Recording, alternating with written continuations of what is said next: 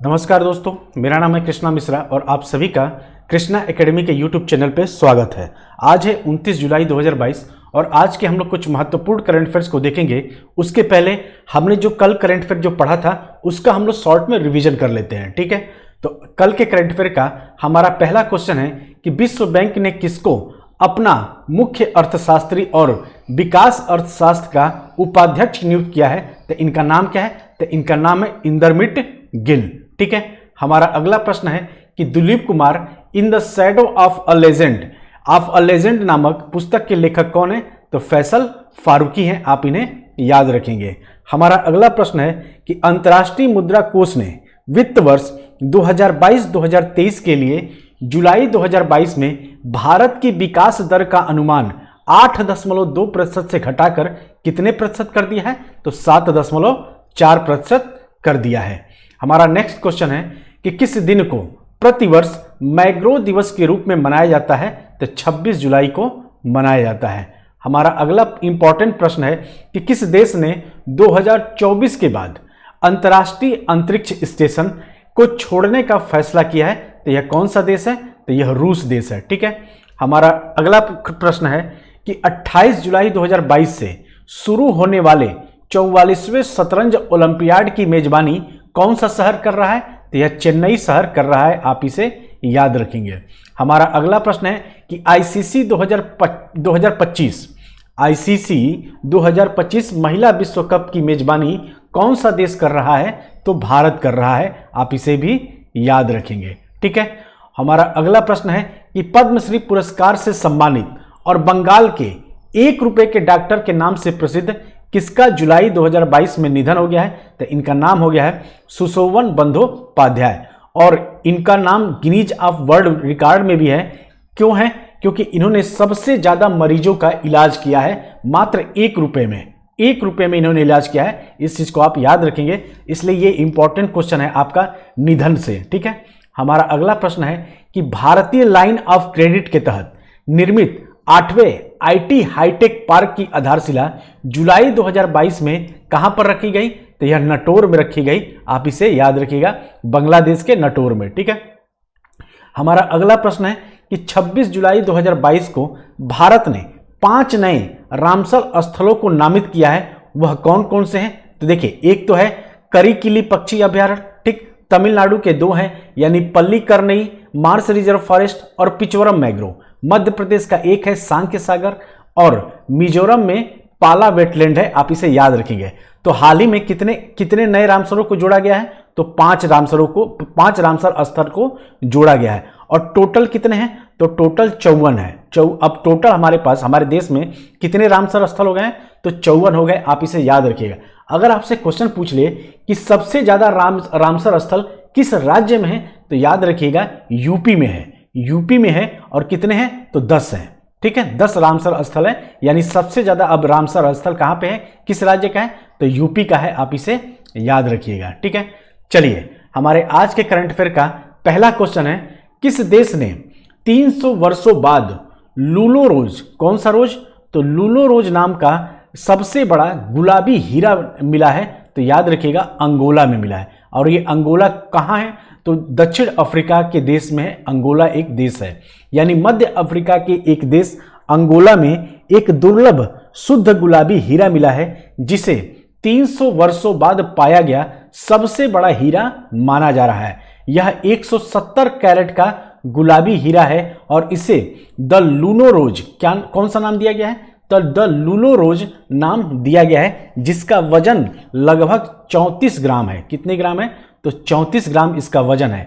Angola के खनिकों ने इसे अंगोला के हीरे समृद्ध उत्तर पूर्व के लूलो खादान में खोजा है। लूनो रोज एक टाइप 2A हीरा है, जिसका अर्थ है कि इसमें बहुत कम और कोई अशुद्धि नहीं है। और यही है वो हीरा जो आप इस फिगर में आप देख सकते हैं। ये 34 ग्राम का कौन सा हीरा है? तो लूलो रोज इसका नाम है, आप इसे याद रखेंगे।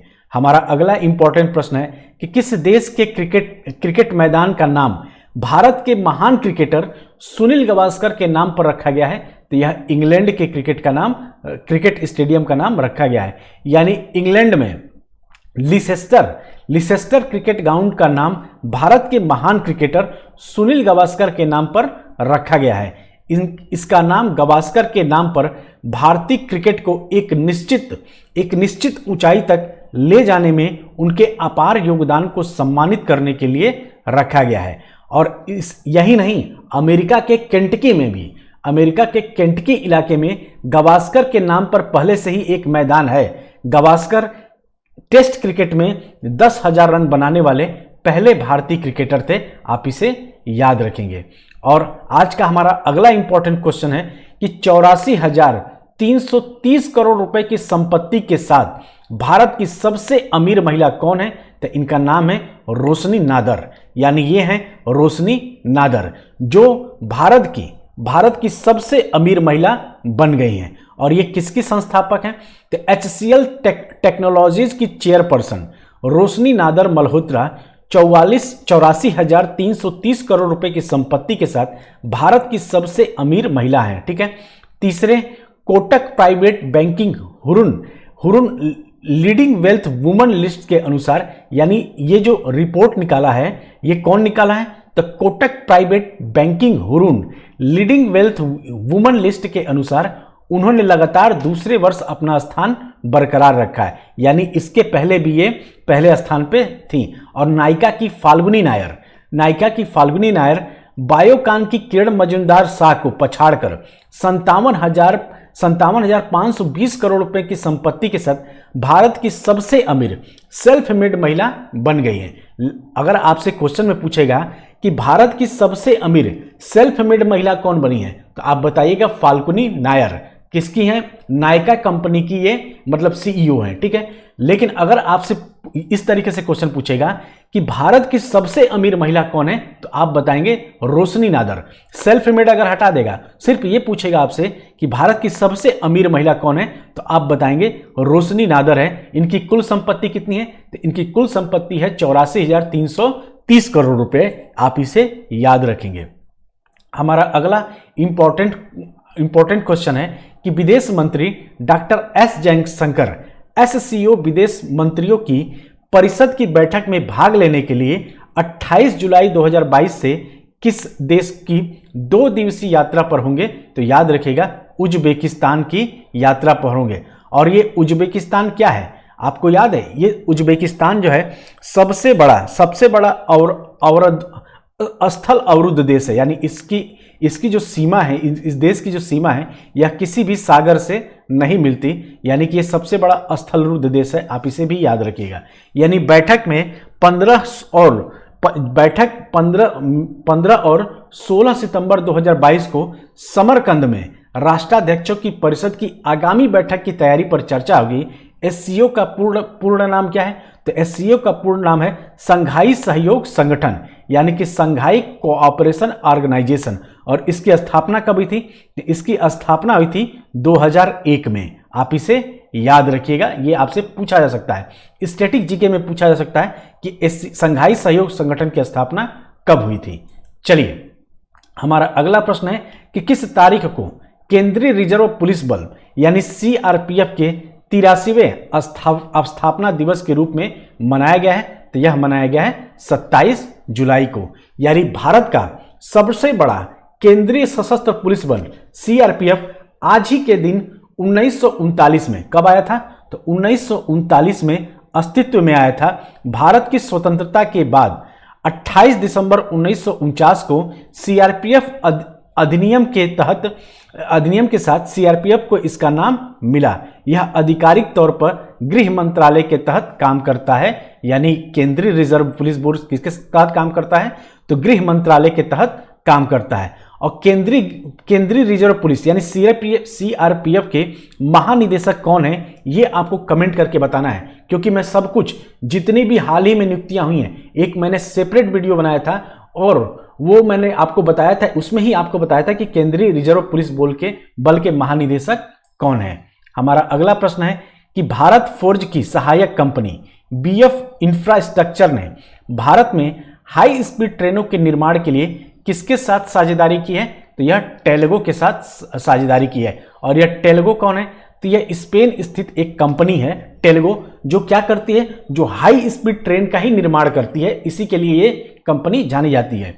यानी टेल्गो स्पेन स्थित हाई स्पीड पैसेंजर ट्रेन निर्माता पेटेंट टेल्गो की पूर्ण स्वामित्व वाली सहायक कंपनी है। संयुक्त उद्यम भारतीय रेलवे के लिए हाई स्पीड रेल प्रौद्योगिकी और समाधान प्रदान करने पर ध्यान केंद्रित करेगा। यह रेलवे में आने वाले किसी भी घरेलू अवसर का दोहन करेगा। तो आप इसे याद रखेंगे। हमारा अगला प्रश्न है कि किसने भारतीय सेना को एक स्वदेशी रूप से विकसित quick reaction fighting vehicle medium दिया? तो यह किसने दिया है? तो यह टाटा एडवांस सिस्टम लिमिटेड ने दिया है। इसे आप याद रखिएगा। यानी कि एरोस्पेस और रक्षा के लिए टाटा समूह की शाखा का नाम क्या है? तो टाटा एडवांस सिस्टम लिमिटेड ने भारतीय सेना को एक स्वदेशी रूप से विकसित quick reaction fighting vehicle media दिया। ठीक है। यह वाहन भविष्य में होने वाले लड़ाइयों और युद्धों जैसी स्थितियों में भारतीय सेना की परिचालन क्षमता को बढ़ाएगा। और भारतीय सेना ने इससे पहले ultra long range observation system को शामिल किया था। यानी कि ultra long range observation system के बाद अब क्या शामिल कर रहा है? तो quick reaction fighting vehicle media को शामिल कर रहा है। और इसको किसने बनाया है? तो टाटा एडवांस सिस्टम लिमिटेड ने बनाया है। आप इसे याद रखेंगे। हमारा अगला प्रश्न है कि पीवी सिंधु और किसको राष्ट्रमंडल खेलों यानी CWG 2022 के लिए भारत का ध्वजवाहक नामित किया गया है? तो मनप्रीत सिंह को। यानी पीवी सिंधु के साथ मनप्रीत सिंह राष्ट्रमंडल खेलों के लिए भारत का ध्वजवाहक नामित किया गया है। यानी भारतीय पुरुष हॉकी टीम के कप्तान मनप्रीत सिंह, ये कौन है? तो ये पुरुष हॉकी टीम के कप्तान हैं मनप्रीत सिंह। और भारतीय शटलर पीवी सिंधु को राष्ट्रमंडल खेलों के उद्घाटन समारोह के लिए भारत के ध्वजवाहक के रूप में नामित किया गया है। सिंधु गोल्ड कोस्ट में 2018 में राष्ट्रीय खेलों में ध्वजवाहक भी थी। ये भी याद रखिएगा कि यह 2018 के भी राष्ट्रीय खेलों की ध्वजवाहक की हिस्सा थी। आप इसे याद रखिए। कौन थी? तो पीवी सिंधु थी। भारत के कुल 215 एथलीट 28 जुलाई से 8 अगस्त 2022 तक इंग्लैंड के बर्मिंघम में, कहाँ हो रहा है ये खेल? राष्ट्रीय मंडल खेल। तो इंग्लैंड के बर्मिंघम में हो रहा है। होने वाले CWG 2022 में भाग लेंगे। कुल कितने एथलीट भाग लेंगे? तो 215 एथलीट भाग लेंगे। ठीक है। और नीरज चोपड़ा को चोट लगने के कारण, ऐसा न्यूज आ रहा है कि नीरज चोपड़ा के चोट लगने के कारण वो राष्ट्रमंडल खेल से बाहर हो गए हैं। ठीक है। चलिए, हमारा अगला प्रश्न है कि विश्व हेपेटाइटिस दिवस किस दिन मनाया जाता है? तो यह 28 जुलाई को मनाया जाता है। यानी विश्व हेपेटाइटिस दिवस प्रत्येक वर्ष 28 जुलाई को मनाया जाता है। यह वायरल हेपेटाइटिस जो लीवर के सूजन का कारण बनता है, जिससे गंभीर बीमारी और लीवर कैंसर होता है, के बारे में जागरूकता बढ़ाने के लिए मनाया जाता है। हेपेटाइटिस वायरस के 5 प्राथमिक स्ट्रेन हैं। कौन कौन से हैं?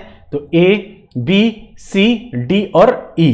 और पहला विश्व हेपेटाइटिस दिवस 2008 में मनाया गया था। तो आपसे क्वेश्चन ये भी पूछ सकता है कि पहला विश्व हेपेटाइटिस दिवस कब मनाया गया था? तो 2008 में मनाया गया था। और इस बार की थीम क्या है? तो इस बार 2022 की थीम है bringing hepatitis care closer to you है। यानी याद रखिएगा कि इस बार का जो थीम है वो कौन सा है? तो bringing hepatitis care closer to you है। आप इसे याद रखेंगे। हमारा आज का सेकेंड लास्ट क्वेश्चन है कि किस सार्वजनिक उद्यम कंपनी ने पुनरुत्थान के लिए केंद्रीय मंत्रिमंडल ने जुलाई 2022 में 1.64 करोड़ रुपए से अधिक के पैकेज को मंजूरी दी है? तो किसके लिए दी है? तो भारत संचार निगम लिमिटेड यानी BSNL का फुल फॉर्म क्या है शॉर्ट में? तो भाई साहब नहीं लगेंगे। इसका नेटवर्क इतना बेकार होता है कि मैं क्या ही बताऊं आपको। ठीक है। मैं इसका खुद भुक्तभोगी हूं। तो इसका हम लोगों ने फुल फॉर्म बनाया था कि भाई साहब नहीं लगेंगे। ठीक है। तो चलिए, 27 जुलाई 2022 को केंद्रीय मंत्रिमंडल ने भारत संचार निगम लिमिटेड यानी BSNL के लिए 1.64 करोड़ रुपए से अधिक के पुनरुद्धार पैकेज को मंजूरी दी है। इसमें 43,964 करोड़ रुपए की नगद सहायता और 1.20 लाख करोड़ रुपए की गैर नगद सहायता शामिल है। पैकेज का उद्देश्य बीएसएनएल को एक अस्थायी इकाई और जीवंत दूरसंचार भागीदार बनाना है। पुनरुद्धार कार्यक्रम 4 साल की अवधि के लिए है। ठीक है, हमारा अगला प्रश्न है कि अंतर्राष्ट्रीय क्रिकेट परिषद यानी आईसीसी ने जुलाई 2022 में 3 नए सदस्यों को एसोसिएट सदस्य का दर्जा दिया है। उनकी सूची कौन कौन सी है? तो एशिया से कंबोडिया है। ठीक, एशिया से कंबोडिया को शामिल किया गया है और उज्बेकिस्तान को शामिल किया गया है और अफ्रीका से कोटो डी आइवर को शामिल किया गया है। आप इसे याद रखिएगा। यानी कि जो अंतर्राष्ट्रीय क्रिकेट परिषद ने 26 जुलाई 2022 को बर्मिंघम, ये बर्मिंघम कहाँ है? तो ये इंग्लैंड में है, जहाँ पे क्या हो रहा है? राष्ट्रीय खेल का आयोजन हो रहा है, राष्ट्रीय मंडल खेल का आयोजन हो रहा है। तो आप इसे याद रखेंगे। तो ये बर्मिंघम कहाँ है? तो इंग्लैंड में है। और बर्मिंघम में ही आईसीसी वार्षिक सम्मेलन के दौरान 3 नए देशों को एसोसिएट सदस्यता दी गई है। ठीक है, और इन नए देशों से जुड़ने से आईसीसी के कुल सदस्यों की संख्या कितनी हो गई है? तो अब 108 हो गई है। पहले कितनी थी? 105 थी। 3 नए सदस्य जुड़े हैं तो अब कितना हो गया है? तो 108 हो गया है, जिसमें 90 सहयोगी शामिल हैं। ठीक, तो याद रखिएगा किन किन देशों को एसोसिएट सदस्य चुना गया है? तो कंबोडिया को और उज्बेकिस्तान को। ये कहां से हैं? तो एशिया उपमहाद्वीप से हैं। और अफ्रीका उपमहाद्वीप से कौन है? तो कोटे डी आइवर शामिल है। तो दोस्तों ये था आज का महत्वपूर्ण करंट अफेयर। आज हम लोग जनवरी से लेकर जुलाई तक के इंपॉर्टेंट करंट अफेयर का रिवीजन नहीं कर पाएंगे, क्योंकि आज थोड़ा हमें पीडीएफ बनाने में लेट हो गया और इसलिए थोड़ा सा पीडीएफ कंप्लीट नहीं हो पाया। कल हम लोग उसको शामिल करेंगे। ठीक है, तो चलिए मिलते हैं अगले वीडियो में। तब तक आप सभी अपना ध्यान रखिए, मस्त रहिए। दोस्तों स्टूडेंट लाइफ का सिर्फ एक काम होता है, पढ़ाई। हंसते रहिए, मुस्कुराते रहिए। पढ़ाई के पीछे मतलब कभी भी देखिए, पढ़ाई तो जरूरी है क्योंकि हमें उससे एक नौकरी मिलती है, लेकिन पढ़ाई आप लोग कुछ सीखने के लिए पढ़िए, ना कि सिर्फ नौकरी पाने के लिए। और हमेशा मुस्कुराते रहिए। मुस्कुराना एक कला है दोस्तों। अगर आप कितना भी दुखी रहेगा फिर भी आप मुस्कुराएंगे तो सामने वाला भी कहेगा कि यार इतना दुखी इंसान है, इसके पास कुछ भी नहीं है फिर भी ये मुस्कुरा रहा है। वो आपकी उस मुस्कान से बड़ा वो प्रभावित हो जाएगा। इसलिए कहते हैं ना कि स्माइल सबसे बड़ा मतलब सबसे बड़ी दवा है। इसलिए आप लोग आप मुस्कुराएंगे, सामने वाले को मुस्कुराता हुआ देखेंगे आप, तो आप उसको भी अच्छा लगे कि यार ये बंदा चाहे कुछ भी हो हमेशा मुस्कुराता रहता है। इसलिए अपनी स्माइल को कभी नहीं छोड़ना है और अपने उद्देश्य को भी कभी नहीं छोड़ना है। अपने उद्देश्य को पूरा करते रहिए, धीरे धीरे पढ़ते रहिए। वैकेंसी आज नहीं तो कल तो आनी ही है और आएगी ही वैकेंसी। आप लोग जितने भी र्यूमर सुनते हैं ना कि प्राइवेट हो रहा है, अग्निवीर की तरह शिक्षावीर भी बनेंगे, ये वो दुनिया भर का, ये सब फर्जी न्यूज है। इन सब विषयों देखो, फेसबुकिया ज्ञान और सोशल मीडिया ज्ञान से थोड़ा बचना चाहिए। ये लोग क्या करते हैं ना, ये लोग अपनी नेतागिरी चलाने के लिए, अपना नेतागिरी करने के लिए ये सब काम करते हैं। अगर ये लोग नहीं करेंगे तो इनको आप लोग चंदा क्यों देंगे? तो इस चीज को आप लोग ध्यान रखिएगा। ठीक है, आप लोग बस पढ़ाई करिए। आपका सिर्फ काम है बिना अपने रास्ते को भटके, बिना अपने रास्ते से हटे आपको पढ़ाई करना है। जो लगातार मेहनत कर गया आने वाली वैकेंसी में उसी का सिलेक्शन होगा। अगर आप में से कोई अगर लगातार मेहनत नहीं कर पा रहा है तो आने वाली वैकेंसी तो आएगी अपना, जब भी आएगा, आज इस साल नहीं आएगा अगले साल आएगा, जब भी आएगा, लेकिन सिलेक्शन उसी का होगा जो लगातार कुछ ना कुछ पढ़ रहा है। ठीक है, अपने आप को, जो आप पढ़े हैं उसको अपने आप को एनालिसिस करिए कि हमने कितना पढ़ा है, हम कितना सफर तय कर चुके हैं, हम जिस मंजिल को पाना चाहते हैं उस मंजिल के लिए हम कितना रास्ता तय कर चुके हैं और कितना रास्ता मुझे और तय करना है। ये इस सब चीज़ों का ज्ञान आप जरूर धीरे एनालिसिस करते रहिए। सेल्फ एनालिसिस जरूर करना चाहिए कि हम कहाँ तक पहुँचे हैं और मुझे कहाँ तक जाना है अभी। चलिए फिर मिलते हैं अगले वीडियो में, तब तक आप सभी अपना ध्यान रखिएगा। जय हिंद, जय भारत।